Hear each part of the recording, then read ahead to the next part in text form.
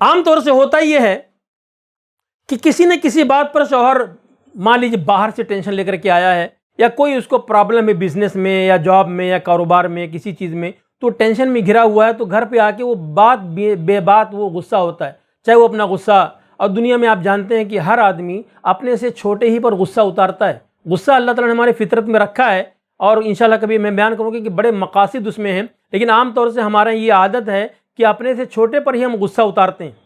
کوئی مہنگی گاڑی والا اگر ہم کو ٹکر بھی مار دے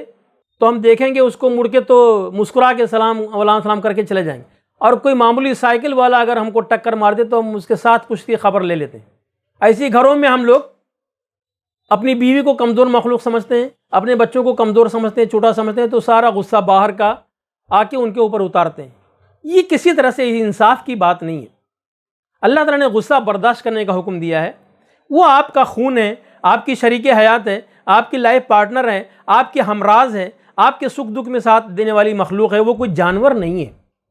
بڑی تکریم کی ہے اللہ نے اور اللہ کے رسول نے خاتون خانہ کی، اور قرآن میں وہ آیت فرما دیا کہ وَلَهُنَّ مِثْلُ الَّذِي عَلَيْهِنَّ، حقوق میں برابر ہیں بالکل، یعنی کہ میں شوہر ہوں تو میں 24 گھنٹہ صوفہ سیٹ پہ بیٹھا رہوں گا، مجھے گھر میں نہ ہلنا ہے نہ ذرا سے وہ کرنا ہے، بالکل اٹینشن، اور میری بیوی میرے بچے میری خدمت کریں، میرے کہے بغیر میری ہر فرمائش پوری کریں، نہیں۔ آپ نے اللہ کے رسول کی سنت دیکھی، ان سے افضل دنیا میں کوئی نہیں گزرا ہے، اور وہ گھر کے ہر کام میں شیئر کرتے تھے، گھر کے ہر کام میں، یہاں تو اپنی شان کے خلاف سمجھتے ہیں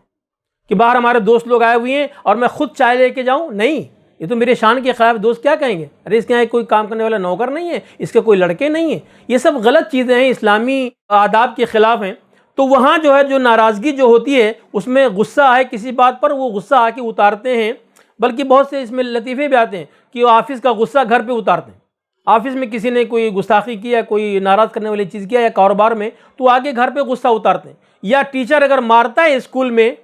ٹیچر اگر اسکول میں بچوں کو مارتا ہے تو بچے ہنستے ہیں کہ ضرور یہ آج بیگم سے جھگڑا کر کے آیا ہے اور غصہ ہمارے اوپر اتار رہا ہے۔ تو انصاف تو بہرحال نہیں ہے۔ اگر آپ غصہ نہیں اتار سکتے تو صبر کیجیے، آپ اگر برابر کی ٹکر کا ہے تو غصہ نہیں اتار سکتے، آپ اس پہ غصے کا مظاہرہ نہیں کر سکتے، تو غصہ برداشت کیجیے اور کمپرومائز کی صورت نکالیے۔ ایسے ہی یہ خاتون خانہ جس کو آپ کی والدہ پسند کر کے لائی ہیں، آپ کے والد پسند کر کے لائے ہیں، آپ پسند کر کے لائے ہیں، وہ کوئی جانور نہیں ہے، وہ انسان ہے، وہ بھی مخلوق ہے اللہ تعالیٰ کی، اور ہو سکتا ہے عمل میں وہ آپ سے زیادہ قریب ہو اللہ کے۔ جیسے اللہ تعالیٰ نے قرآن فرمایا کہ اللہ تعالیٰ کسی بھی مذکر یا مؤنث کی کسی عمل صالح کو ضائع نہیں کرے گا۔ کئی ایسی عورتیں تاریخ میں ہیں جن کو قرآن نے بیان کیا ہے جو مردوں سے زیادہ مقرب تھیں اللہ کی، چاہے وہ مریم علیہ السلام رہی ہوں، چاہے وہ فرعون کی بیوی آسیہ رہی ہوں، چاہے اور بہت سی خواتین کا تذکرہ ہے۔ تو نیک عمل کی وجہ سے وہ اللہ تعالیٰ کے مقرب ہوتی ہیں۔ آج آپ باہر کا غصہ اندر اتارے ہیں تو یہ سوچ لیجئے کہ اسلام کی تعلیمات اس سلسلے میں کیا ہیں۔ کیا ہم کو ایسے ہی مطلق العنان ہو کے بالکل کھلم کھلا ہر طرح کا ظلم کرنے کی ان کے اوپر اجازت ہے؟ نہیں اجازت، ذرہ برابر بھی اجازت نہیں ہے۔ ہاں بعض گھریلو معاملات جب کبھی ہوتے ہیں کہ وہ آؤٹ آف کنٹرول ہو جاتے ہیں، کبھی کبھی طلاق کی نوبت آتی ہے، غصے ہی میں طلاق آدمی لوگ دیتے ہیں، اگر کمپرومائز کریں انشاءاللہ تو طلاق نہیں دیں گے، لیکن ہمارے یہاں غصہ اتنا آخری اسٹیج پہ پہنچا ہوا ہوتا ہے، اور کچھ نہ کچھ غصہ بھڑکانے والے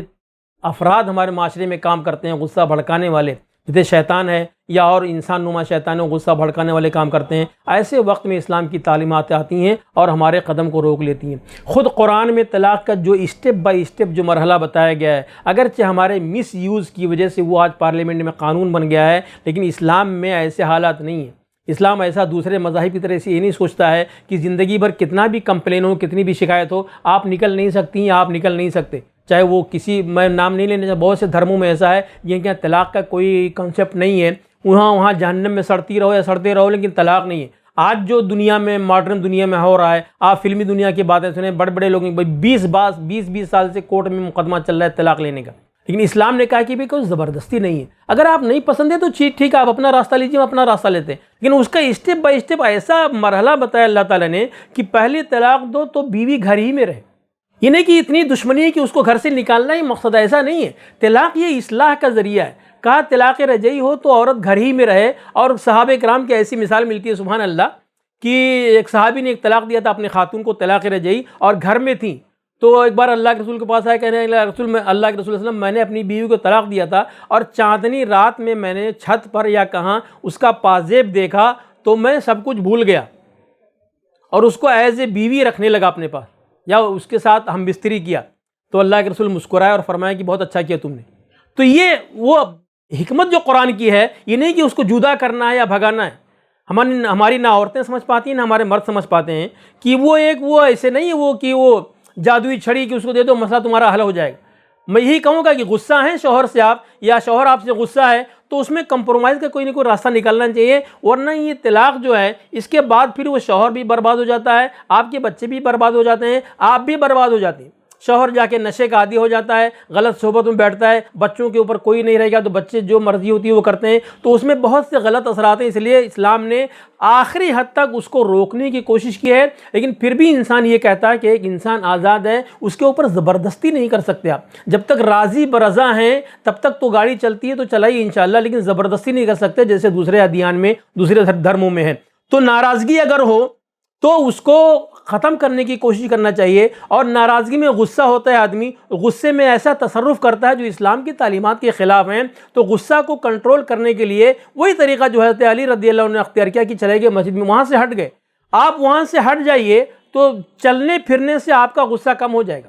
اور حدیث میں تو یہاں تک آتا ہے کہ اگر کھڑے ہو تو لیٹ جاؤ، لیٹے ہو تو بیٹھ جاؤ، اور بیٹھے ہو تو لیٹ جاؤ، تو وہ آپ کا فزیکلی وہ غصہ آپ کا کم ہو جائے گا۔ کیونکہ غصے میں آدمی کی دل کی دھڑکن جو ہے بہت زیادہ بڑھ جاتی ہے، ٹینشن میں جب آدمی رہتا ہے، نارملی ایک آدمی کا 1 سیکنڈ میں یا 1 منٹ میں 72 بار یہ دھڑکن ہوتی ہے، اور غصے کی حالت میں 172 پہنچ جاتی ہے یا 150 پہنچ جاتی ہے۔ تو ڈاکٹر بھی کہتے ہیں کہ غصے میں آدمی کو یا تو وہاں سے ہٹ جانا چاہیے، یا اللہ کے رسول نے فرمایا کہ اعوذ باللہ من الشیطان الرجیم پڑھے تو اس کا غصہ چلا جائے گا، میں جانتا ہوں۔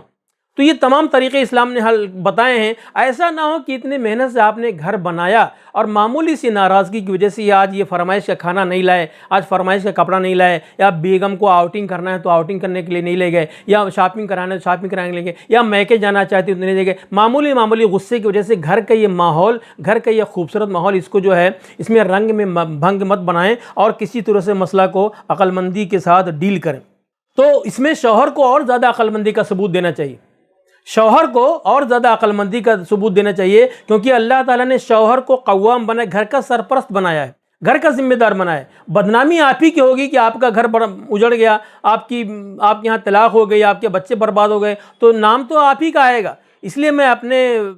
جو شوہر حضرات کا طبقہ ہے ان سے گزارش کروں گا کہ آپ باہر کی دنیا سے متاثر نہ ہوں۔ باہر کی دنیا آپ کی بیوی کو بدنام کرنا چاہتی ہے، اس کی سہیلیاں ہیں وہ آپ کے خلاف اس کو بھڑکاتی ہیں، ایسے لوگوں کا آنا جانا کم کیجیے اپنے گھر میں، جن کے بارے میں آپ کو معلوم ہو کہ آ کے مس گائیڈ کرتی ہیں ہماری بیوی کو، اس کو فلاں باتیں بتاتی ہیں، اس کا کان بھرتی ہیں، اس کو ہمارے والدین کے خلاف بھڑکاتی ہیں اور ہمارے بچوں کے خلاف بھڑکاتی ہیں، ہماری غربت کے خلاف اس کو تانا دیتی ہیں۔ ایسے لوگوں کا آنا جانا بالکل بند کرا دیجئے، خاص طور سے جو دیندار نہ ہوں، ان کی آمد و رفت کی وجہ سے بچوں پر بھی اثر پڑتا ہے، بیوی پر بھی اثر پڑتا ہے۔ تو آپ، قرآن نے نکاح کو کیا بتایا ہے؟ قرآن نے نکاح کو بتایا ہے میثاقاً غلیظہ، بہت مضبوط گٹھ بندھن ہے یہ، میثاقاً غلیظہ۔ اور آپ ایک معمولی سی فرمائش کی وجہ سے، معمولی سی کمی کی وجہ سے، معمولی سے وقتی جذباتی غصہ کی وجہ سے اس میثاق غلیظ جو مضبوط گٹھ بندھن ہے اس کو اس طرح توڑ دیں، یہ اللہ تعالیٰ کو پسند نہیں ہے اور منظور بھی نہیں ہے الحمدللہ۔ تو کوشش یہ کرنا چاہیے کہ شوہر بھی آج کی دنیا میں الحمدللہ، ابھی دبئی وغیرہ میں ہم نے دیکھا اور باقاعدہ پڑھا بھی میں نے کہ وہ شادی سے پہلے، جیسے آپ نے دیکھا کہ اگر ایک ڈاکٹر ہے یا کوئی بھی پروفیشن والا ہے اس کو ٹریننگ دی جاتی ہے، ٹھیک ہے یہ سرٹیفکیٹ لے کے تم نکلیں، اتنے دن تک تم ٹریننگ کرو، یہ ٹریننگ بولتے ہیں، ان کو ٹریننگ سکھاتے ہیں، ہر ڈپارٹ میں ہے۔ پہلے ڈاکٹروں کے یہاں صرف تھا کہ ڈاکٹر جب ڈاکٹری کی ڈگری لے لیتا تھا تو اس کو 6 مہینہ تک اس کو ٹریننگ کراتے تو اس کا نام تھا ہاؤس جاب، ہاؤس جاب کرو۔ ابھی بھی ڈاکٹر لوگ اپنے آپ کو کیا بولتے ہیں؟ میں پریکٹس کر رہا ہوں۔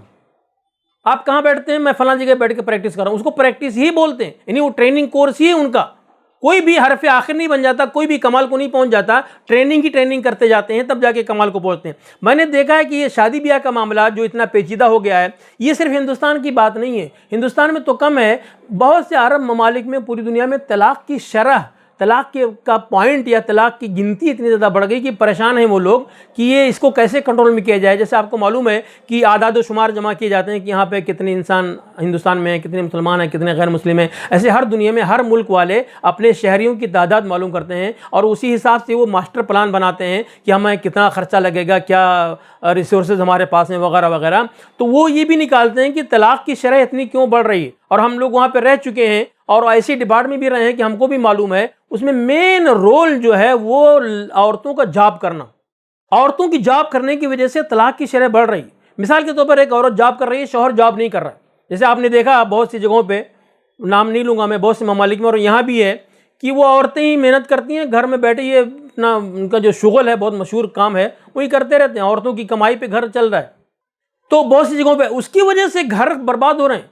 اور ہم نے دیکھا عرب کنٹریز میں یہاں بھی کہ وہ اس کو یہ غرور ہے کہ میں تو تم سے زیادہ کما رہی ہوں, تو میں تمہارے لیے کھانا کیوں بناؤں, میں تم سے زیادہ کما رہی ہوں, میں تمہارے جوتے بوٹ پہ پالش کیوں کروں گی, میں کیوں کروں گی. اس کی وجہ سے ناراضگیاں بڑھتی ہیں. اور بہت سے پیسے والے جگہوں پہ میں نے دیکھا کہ وہ نوکرانی رکھتے ہیں, خادمائیں رکھتے ہیں. اب بیوی آفس میں ہے, شوہر گھر میں ہے, شوہر کے گھر میں اکیلا ہے اور وہاں پہ نوکرانی ہے یا وہ کام کرنے والی ہے, اس سے غلط ریلیشن بھی قائم ہوتے ہیں. تو کئی قسم کی بربادیاں اس طرح سے آتی چلی جا رہی ہیں. لیکن بیوی یہ نہیں سوچتی کہ میں اگر جاب کرنے جاؤں گی تو کتنے حقوق اس میں ہمارے دب جائیں گے. ہمارے بچوں کو اسکول کون لے جائے گا, ہمارے بچوں کو ہاسپٹل کون لے جائے گا, ہمارے بچوں کا کھانا کپڑا کون تیار کرے گا. نہیں, بس پیسہ آنا چاہیے کسی طرح سے. یہ پیسہ بہت نقصان دہ ہمارے لیے. اسی لیے قناعت کی تعلیم دی گئی ہے. اور اللہ کے رسول اپنے لیے بھی اللہ تعالیٰ سے دعا کرتے تھے, اللہم قنعنی بما رزقتنی, جو تو مجھے دے رہا اس میں مجھے قانے اور صبر کرنے والا بنا الحمدللہ. تو وہ بیلنس رہتا ہے الحمدللہ. تو وہ جو ہے ٹھیک ہے, بہت زیادہ مجبوری آ گئی, شوہر مجبور ہو گیا ہے, بیمار ہو گیا, وہ کام نہیں کر سکتا ہے ابھی, تو گھر کی روزی روٹی چلانے کے لیے عورت کو نکلنا پڑے گا. لیکن کبھی اگر عورت اس طرح سے نکلتی ہے تو پہلے اس کو تمام جو ایسے پوائنٹ ہیں ان پہ ریسرچ کر لینی چاہیے. اس کے بعد کوئی صحیح جگہ دے کر کے کسی اسکول میں جہاں پہ خالی لیڈیز ٹیچر ہوں, یا کسی ہاسپٹل میں جہاں پہ خالی لیڈیز اسٹاف ہو, وہاں پہ اس طرح سے کام کرے, تاکہ وہ ایسا نہ ہو کہ وہ ابھی اس کا شوہر بیمار ہوا ہے, پھر وہ شوہر اس بیوی سے بھی محروم ہو جائے, تو کچھ حاصل نہیں ہوا ان سب چیزوں کا. اس لیے ایسے قناعت کے ماحول میں ہم کو رہنا چاہیے. اور میں ایسے ذمہ داروں سے گزارش کروں گا کہ شوہروں کے لیے بڑی تعلیمات اسلام میں ہیں. جہاں بیوی کی تعلیمات وہ بیان کروں گا انشاءاللہ, ایسے شوہروں کے لیے بڑی تعلیمات ہیں. اگر آپ چاہتے ہیں کہ آپ کی کامیاب زندگی گزرے تو بہت سی چھوٹی چھوٹی باتوں کو نظر انداز کرنا پڑے گا کہ وہ عورت جو ہے وہ قربانی کا پیکر ہوتی ہے. عام طور سے قربانی کا پیکر ہوتی ہیں, اور عورتوں کے اندر غصہ بھی کم ہوتا ہے. اسی لیے آپ نے دیکھا ہوگا آج کل کی پوری دنیا میں پرائمری یا نرسری کلاسز کے لیے جو ٹیچر رکھے جاتے ہیں ان میں زیادہ تر لیڈیز کو رکھا جاتا ہے, کیونکہ ان کے اندر بچوں کو ڈیل کرنے کی بڑی صلاحیت ہوتی ہے, پیار و محبت کے ذریعے سے. یورپ میں بھی اکثر ایسی جگہ دیکھا گیا ہے, یہاں بھی آپ دیکھیں گے کہ نرسری کلاسز وغیرہ کے لیے خاص طور سے جو وہ بچوں کی ہر ضد کو, الٹی سیدھی خواہشات کو وہ دیکھنے کے لیے وہ بہت اچھا ڈیل کر لیتی ہیں. تو عورتوں کے اندر اللہ نے بڑی صلاحیت رکھی, اس لیے ان کو گھر کے رشتے کے ذمہ دار بنایا ہے کہ گھر کو ایک گلشن بنانے میں, گھر کو ایک چمن بنانے میں عورت ہی اپنا صحیح کردار ادا کر سکتی ہے. تو شوہروں کو چاہیے کہ اتنی زیادہ ناراضگی کا اظہار نہ کریں, اور اس طرح سے حضرت علی اور حضرت فاطمہ کے قصے کو اپنے سامنے رکھیں, اللہ کے رسول کے گھر کو اپنے سامنے رکھیں, صحابہ کرام کے گھر کو اپنے سامنے رکھیں انشاءاللہ. تو یہ آپ کا گھر انشاءاللہ یہ صحیح معنوں میں گلشن بنے گا. اللہ تعالیٰ سے یہ دعا کرتے ہیں کہ اللہ تعالیٰ جو ہے ہم تمام لوگوں کو اپنے سامنے اسوہ رسول رکھنے کی توفیق عطا فرمائے. صحابہ اور صحابیات کا کردار ہمارے سامنے رہے. ایسا نہ ہو کہ ٹی وی سیریل والے کیریکٹر وہ ہمارے لیے رول ماڈل بن جائیں. یہ ٹی وی سیریل والے, یہ موبائل والے, یہ مس گائیڈ کرنے والے, یہ جھوٹے پریم کی اور لو کی کہانیاں سنانے والے, یہ سب ہماری بربادی کا ذریعہ ہیں. ایسی چیزوں میں مشغول رکھیے آپ اپنے آپ کو, اپنی بیوی کو, اپنے بچوں کو بھی, جو پازیٹیو ہوں, جو کتاب و سنت سے قریب ہوں. تو انشاءاللہ ایک بہترین گھر بنے گا, اور وہاں پہ انشاءاللہ آپ کو کوئی خطرہ نہیں رہے گا. اور جو دعاؤں کی تعلیم میں نے دی تھی شروع میں, ان دعاؤں کو اگر پڑھتے رہیں گے انشاءاللہ تو عجیب سا اعتماد آپ کو اللہ تعالیٰ کے اوپر رہے گا, اور انشاءاللہ صحیح سالم آپ کے بچے باہر سے آ جائیں گے, آپ کا شوہر باہر سے آ جائے گا, اور گھر میں آئے گا وہ تو گھر میں بہترین ماحول پائے گا. ہم لوگ چھوٹے تھے جب تو پڑھا کرتے تھے کتابوں میں, عربی گرامر کی کتاب میں, کہ ایک کسان دن بھر کھیتی کرتا ہے, بیلوں کو لے جا کے وہاں پہ کھیتوں کی تیاری کرتا ہے, کھیتوں کی جتائی کرتا ہے, تھکا مادہ رہتا ہے, اور شام کو آتا ہے مٹی دھول میں اٹا ہوا, اور گھر میں اپنی بیوی بچوں کو دیکھتا ہے تو اپنی ساری تھکان وہ بھول جاتا ہے, اور گھر کے خوشی والے ماحول میں وہ ضم ہو جاتا ہے, اور وہاں پہ خوش وہ رہتا ہے. تو اللہ تعالیٰ سے دعا کرتے ہیں کہ یا مقلب القلوب ثبت قلوبنا علی دینک، ہمارے گھروں کو بھی اللہ تعالیٰ تو اسی طرح سے خوشیوں کا آشیانہ بنا دے، خوشیوں کا گھرانہ بنا دے، ہم بھی خوش رہیں، دوسرے بھی خوش رہیں، ہمارے بچے ہر طرح کی ترقی کریں، ہمارے بچے دیندار بنیں، ہماری بچیاں دیندار بنیں، مسلمانوں میں محبت کا اور ملاقات کا اور دلچسپی کا اور خیرخواہی کا جذبہ پیدا ہو، اور جو ہمارے اوپر الزامات لگ رہے ہیں، جو ہماری بدنامیاں ہو رہی ہیں، چاہے وہ قانون کے حوالے سے، چاہے وہ طلاق ثلاثہ کے حوالے سے، چاہے ابھی یونیفارم سول کوڈ کے حوالے سے، یہ ہماری بعض غلطیوں کو یہ ٹارگٹ کر کے اس کو ہائی لائٹ کر کے ہمارے خلاف ہی قدم اٹھا رہے ہیں۔ تو میں گزارش کروں گا کہ آپ کی معمولی سی غلطی، آپ کا معمولی سا اختلاف، شوہر بیوی کی معمولی سے جھگڑے،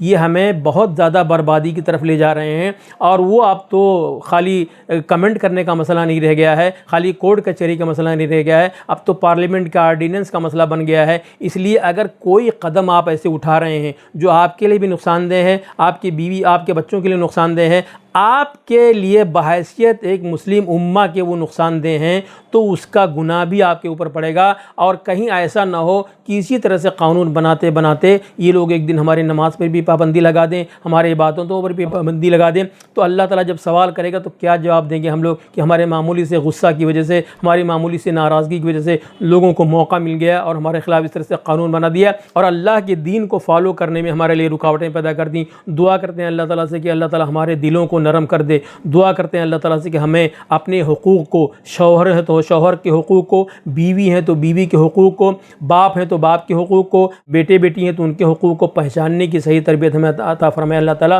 اور میں اپنے علماء کرام سے یہ کہنا چاہوں گا کہ زیادہ سے زیادہ ان تمام گھریلو مسائل کو اپنے خطبوں میں، اپنے ممبروں پہ، اپنی میٹنگوں میں، اپنے سیمینارز میں اٹھائیں انشاءاللہ، تاکہ یہ علم کی روشنی، یہ قرآن و سنت کے علم کی روشنی عام ہو، اور انشاءاللہ کوئی نہ کوئی سلوشن ہمارے حل مسئلے کا ہمارے دین میں موجود ہے۔ تو اس طرح سے انشاءاللہ ہمارے گھروں کی خوشیاں بھی واپس آ جائیں گی، بحیثیت مسلم امہ ہم لوگ انشاءاللہ مضبوط ہوں گے، اور یہ کام اللہ تعالیٰ ہی کر سکتا ہے۔ اللہ تعالیٰ سے ہمیں جڑنا پڑے گا، اللہ تعالیٰ سے رجوع کرنا پڑے گا، تو اللہ تعالیٰ ہماری مصیبتوں کو بھی کم کرے گا اور اسی جگہ پہ ہمیں خوشیوں سے بھی نوازا کرے گا۔ ربنا تقبل منا انك انت السميع العليم وتب علينا انك انت التواب الرحيم وصلى الله تعالى على خير خلقه محمد وعلى اله وصحبه اجمعين برحمتك يا ارحم الراحمين۔